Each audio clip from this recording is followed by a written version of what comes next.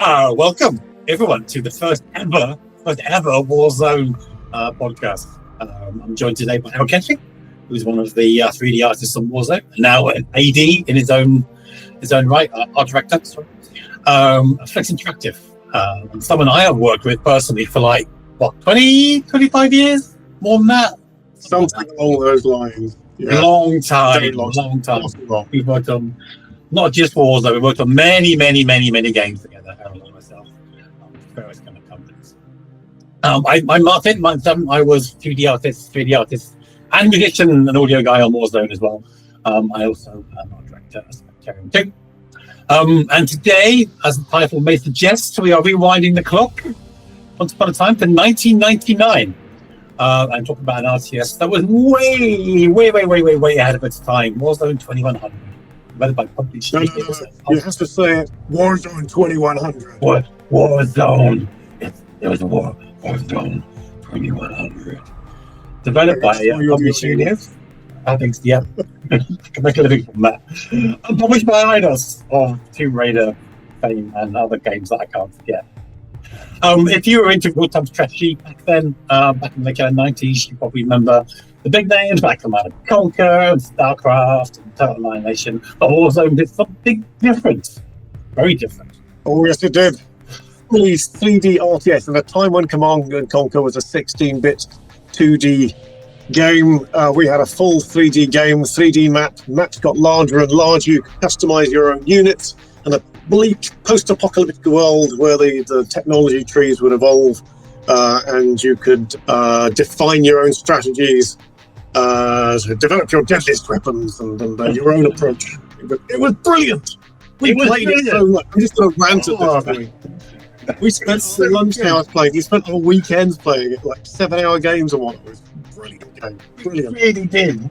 Those of you who aren't game developers, you very rarely play your own games because you're so sick of them, 2, 3, 4, 6 years sometimes in development. The last thing you want to do in your spare time is play the game you're working on during the day. Warzone was one of the few games we only ever played in our spare time. And multiplayer was so much fun. Despite the fact that I already cheats quite a lot. Yeah. I'm never forgetting was still whinging about that. But yeah, no, really good game. And just was a really great time to kind of make games back then. And we just literally make it up a lot. And actually, unlike many RTSs of the era, Warzone focused heavily on kind of research and adaptation. And Erol kind of mentioned that about the technology tree. I think you got it out recently. Did you find technology tree a while ago? And it was insane. Yes, something like over 2,000 unit combinations.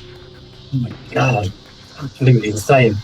You could develop your own kind of vehicles. You could mix and match kind of Lego style, like tank tracks and kind of bodies and all that kind of stuff together.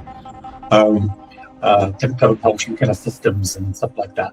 And it was a level of strategic depth that felt years ahead of its time, some would say.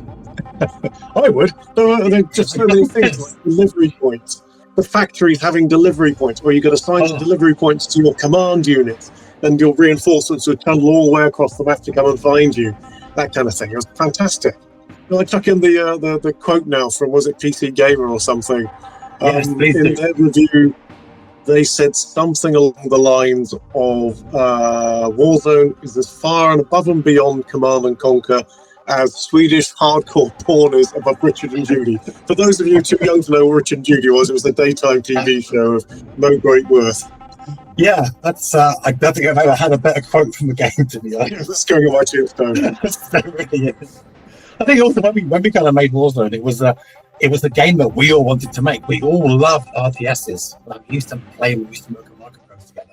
All the kind of time, we left Command & Conquer, played kind of Death, and the chance to make our own RTS and be one of the first few to move into kind of 3D as well. Because PlayStation 1? Oh, yeah, PS1, wasn't it? Yep. Was just, awesome kind of fun.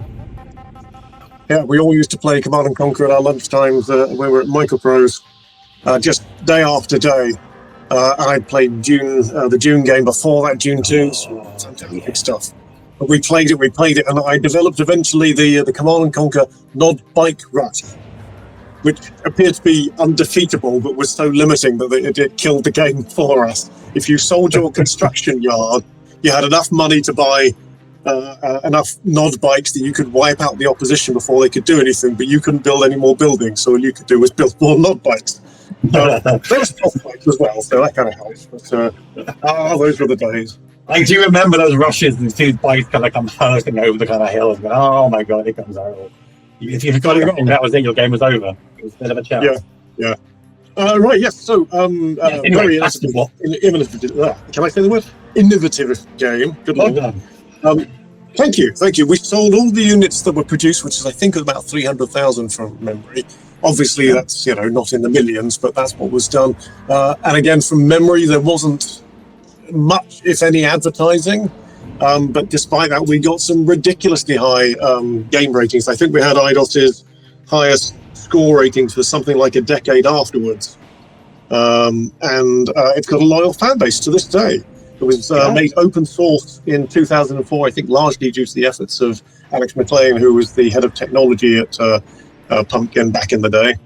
And we have a passionate community who've been keeping the game alive with constant updates, fan-made enhancements, and mods, etc., different campaigns. At least 2 I've played. So it was very, very special. Why do it still have a cult following decades on? Sadly, IDOS decided they didn't want a sequel, so we moved on and set up Pivotal Games. Balls that they were. I think it was you that put me onto the kind of modding community. I didn't know it was still going until someone kind of gave me the kind of Discord. Said, hey, this guy's still making your game. What? And it was just like thousands of people. I think there's something like 7,000 subscribers on Discord, something like that, something crazy. Still making the game, still making maps, still making new weapons and that kind of stuff. It's just, fair play. There was a chap who did like a extended version of the music as well. He did like another 7 tracks on top of the ones that were there, which was lovely to discover as well. And it's just like, it's lovely little community. It keeps the thing kind of keep going, which is great. God bless them. Yeah, I played one of these as a multiplayer, and this must have been, I don't know, 2001 or something like that. And I started early evening, and I was still playing at 5 in the morning. My eyes were bleeding. It was just insane, constant combat. So what we're going to try and do, we're going to have like the, you guys can't see this obviously because it's a podcast.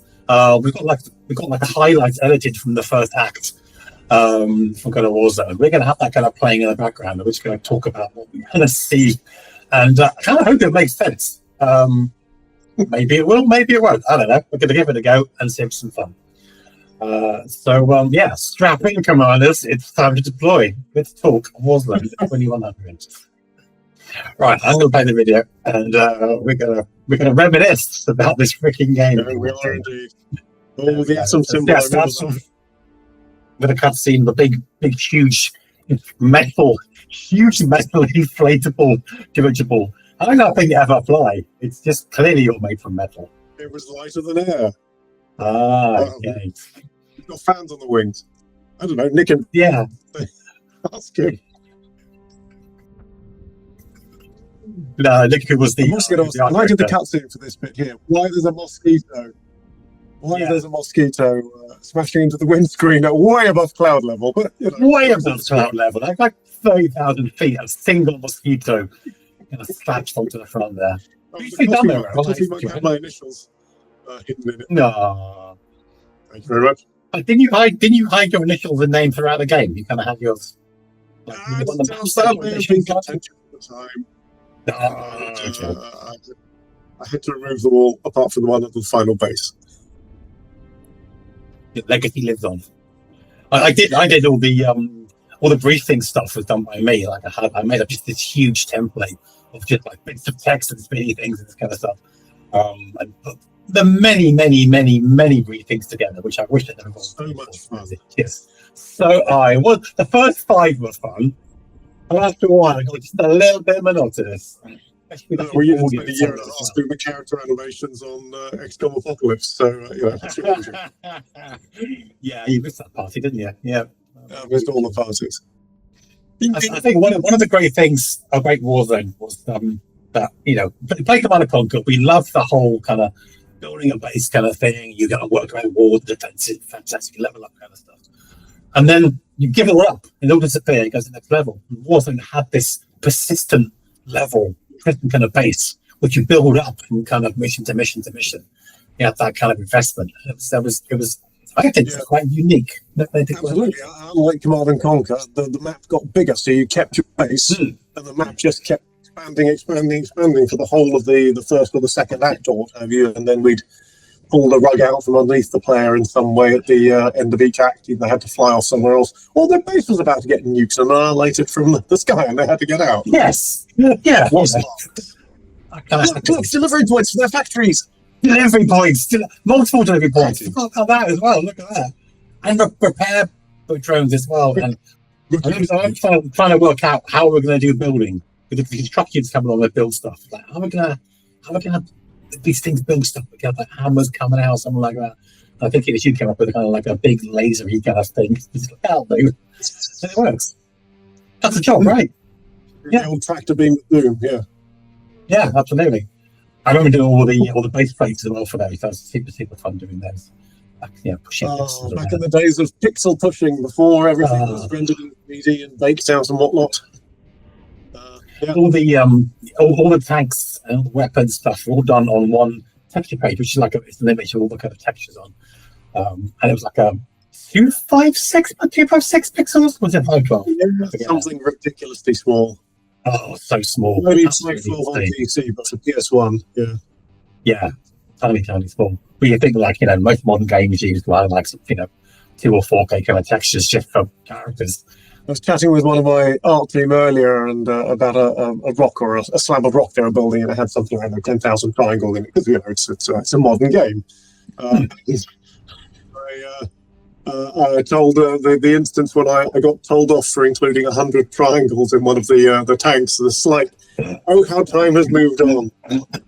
This would be far better for our audience if we had video, Yeah, well, I am capturing it as well, so maybe I can play this as a video version too. Yeah. Well, unfortunately, we're not doing this. Look at that! Pick a body, pick a track. It was simple and genius. I did the UI for that. You could choose different body sizes. So small, medium, and large, and then eventually we ended up with super heavy and things like that. And you could have different propulsion units, so you could have wheels on it, or half tracks, or tracks. Or if you'd done enough research, you could have hovercraft base or VTOLs. They had the flying ones as well.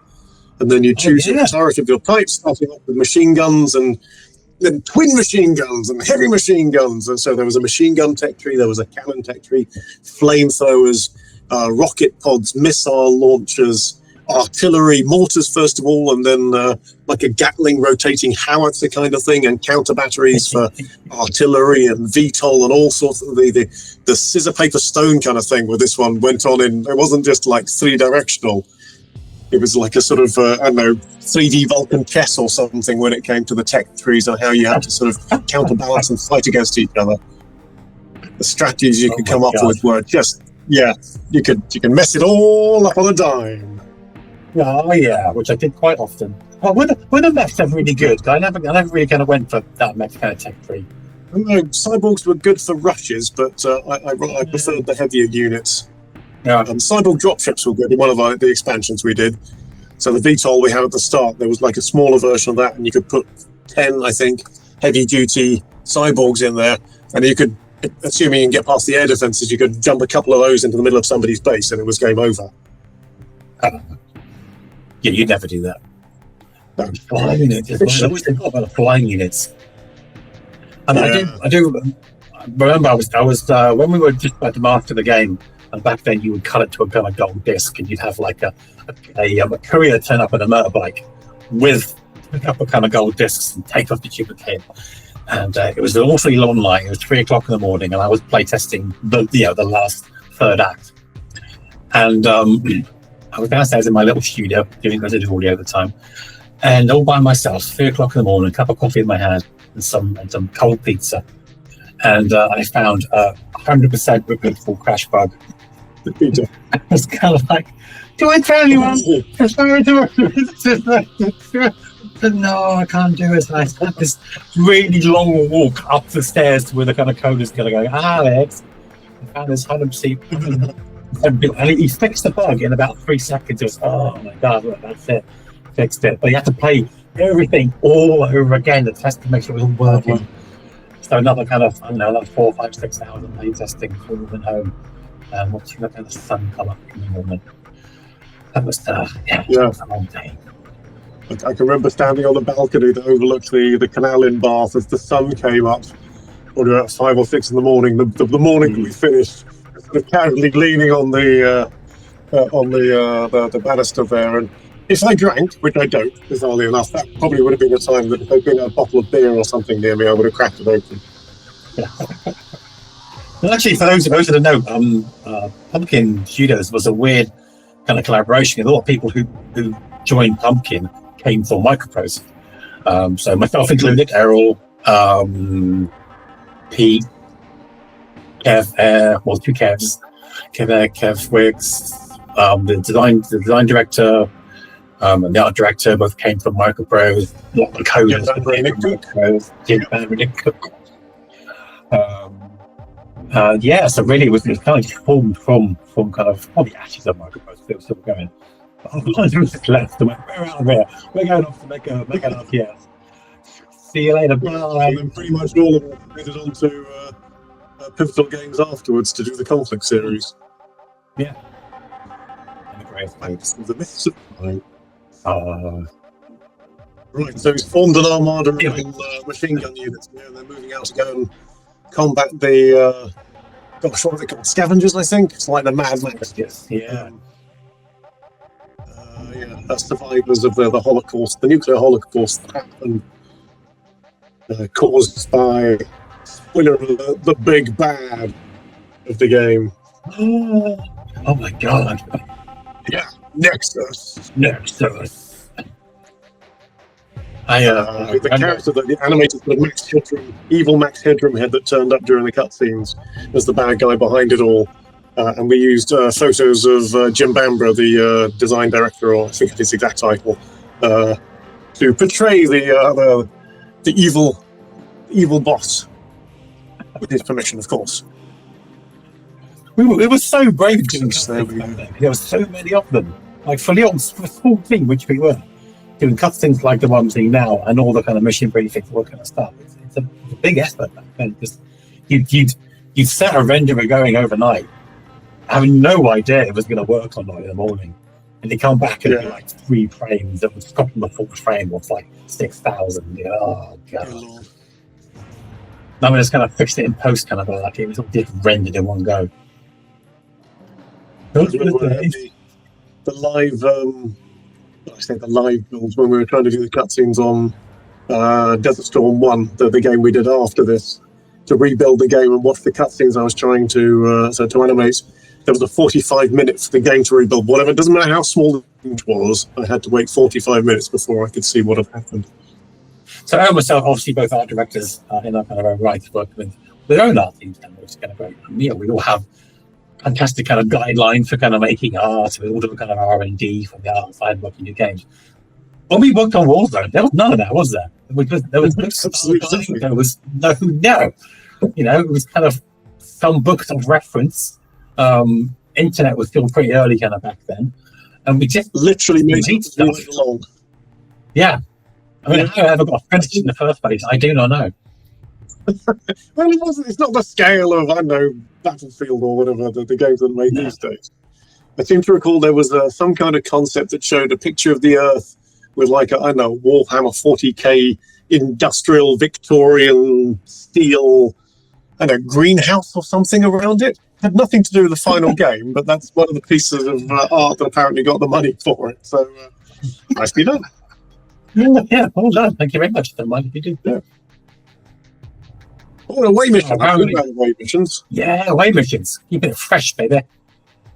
Yeah, you had to get it back into the airship and send a limited number of units over to another part of the world and go and do something, hopefully without getting overrun. They were precarious. If you didn't defend your landing zone, you couldn't land any more units and you could easily get overrun.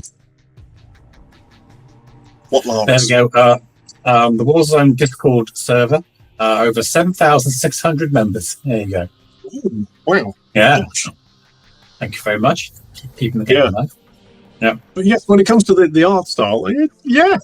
You know, looking back, I still think the game is awesome, but in hindsight, we could have come up with something more. It did change a few times. It wasn't our first effort. It kind of refined a little bit over kind of time. We worked the terrain and the texture of the tanks got simplified because they're just far too noisy. And like something like that. So there was a fun process of iteration. Yeah. Only because we were idiots and didn't know what we were doing. We go, is it working now? You want to think about the colour between the bright green of the player's colour and the bright yellow of the scavenger units and whatnot. It's not like we were looking at a colour harmony chart or anything along those lines. It was just, yeah, look at colour. What marks? We weren't even smart enough because we're not recolouring those units by code. They are actually just on the texture page with different colours. So I mean, I think stencil-based recolouring or something might have been beyond the technology. Possibly so. But it was a horrible waste of space on a texture page when space was the limitation. You had to cram in like 8 different colours for the units. Absolutely crazy. Yeah. I don't think the effects on this actually. Who was that you? Who did the effects on these? Some of them, but I don't think it was many. Yeah, I don't know. Good question. I don't know how we did it. I've no idea how we did it. But we just kind of turned up. I had to draw the fireballs and whatnot on XCOM Apocalypse, but I don't remember doing many VSX on this. Oh, he's got the Lancer module. The rocket launcher turrets, my favourite. I'd usually go with the hovercraft and the Lancers and do hit and run attacks with them. There we go. So we'll kind of trace that. It still looks cool. It still looks cool. Jeez. This is a good game. Take your time. Take out the defences. Actually layered defences. Who don't have video. The idiots did rush the base foolishly and came under a massive amount of fire. Surrounded on all sides. There is a single tank. A single tank by itself. If the trap is leading you into a false insecurity, don't do it. Yeah. The Death Star is full of people. It does look awesome. What kind of trace of what kind of unit? Because I don't know what the unit limit was, but there was quite a lot of units on screen, wasn't there, back then? Yeah. The one version I played had a limit of, I think the starting limit was 50 and you could upgrade it or something. But the command units, once you'd unlock the command units, they had the more experience. So that's another thing the game had. I think this was the first RTS that had experience per unit.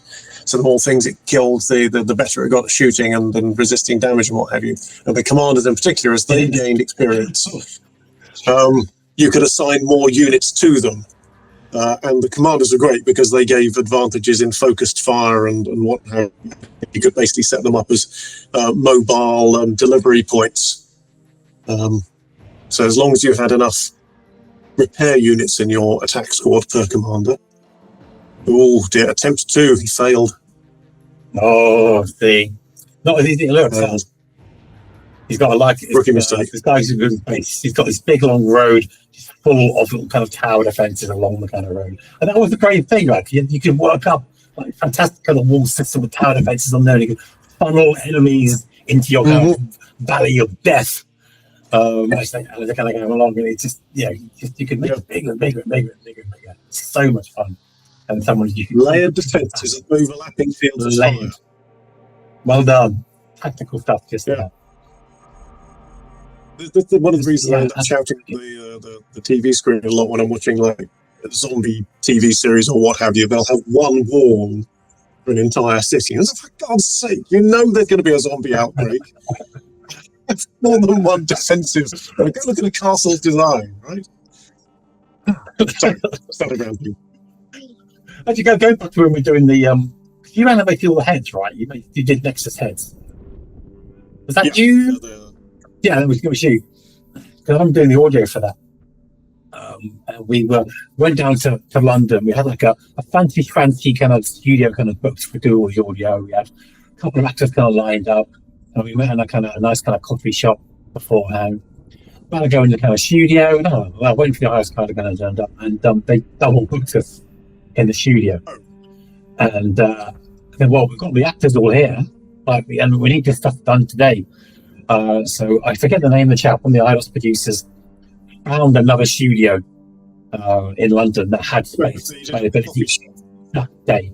Wouldn't have been, it's not quite, but it's a bit like it. It was basically went to this guy's front room, and he had kind of duvet covers hanging from the ceiling to dampen the sound.